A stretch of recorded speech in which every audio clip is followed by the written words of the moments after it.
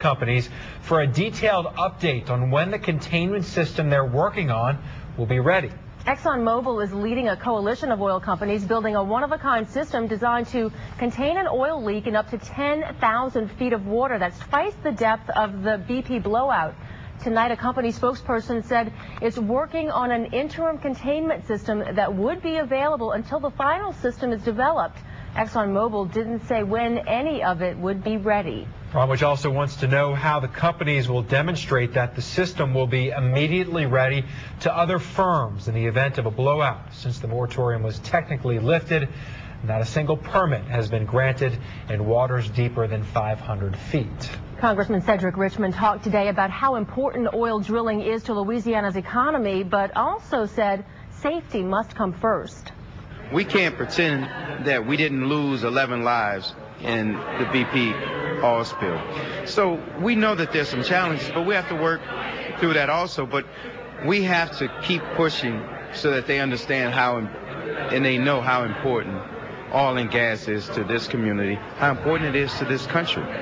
Richmond says oil and gas counts for 330,000 jobs in Louisiana, so it's crucial that drilling permits be issued, but he stresses safety is a key factor. A New Orleans police officer got kicked off the force today because investigators say he beat someone up during a traffic stop. Rydell Diggs was a 10-year veteran of the force. Investigators say in August of 2007 he was uptown where he stopped a driver, then attacked the person with his baton and pepper spray. The driver also said Diggs took several $100s. Along with Diggs, Chief Ron Surpass also fired Officer Kerry Dykes, a 13-year veteran. The chief says Dykes violated several rules and regulations, including one that forbids unauthorized sleeping on the job. Surveillance cameras on businesses and homes have become crucial tools for the NOPD. The latest case is one of an attempted armed robbery in New Orleans. Officers are dissecting the video, hoping to identify the gunman. Natasha Robin reports. Along a busy Chef Mentor highway, a brazen gunman attempts to rob the Secura spa, and it's all caught on tape. They greeted him at the door, came inside. He actually used the ATM machine. Wow. At that point, he pulled out a gun, demanded the victim onto the ground, put the gun to her head. Sergeant Roy Phillips says the gunman told the woman to give him money from the business. The employee could be seen trying to plead with the suspect when all of a sudden there's a knock at the door. At the same time, he turned back to the door to see if anybody was outside. When he did that, she took an opportunity to flee and locked the door behind herself. It was what happened next that shocked investigators. The suspect started shooting at the victim. At least 7 times from what we can count in the video and from what the evidence we retrieved. Okay, 7 times. At least. All 7 shots missed the employee. The suspect then tries to run, but he's locked in. Actually, he runs through the hallway up to the front of the business to a door up there, trying to get out that door.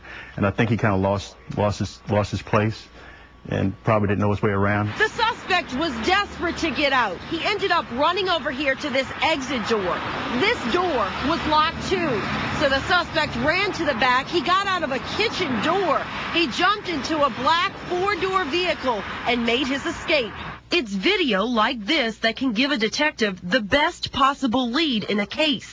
When we have the video, there's no denying that the person is there. NOPD Detective Damian Webster says surveillance video has become an extremely important tool. It's common to have cameras in and outside of most businesses. Some homeowners are installing them as well. Detective Webster says oftentimes when a suspect is apprehended, he or she is shocked to find out their crime was caught on tape. When they see themselves on video, their whole demeanor changes.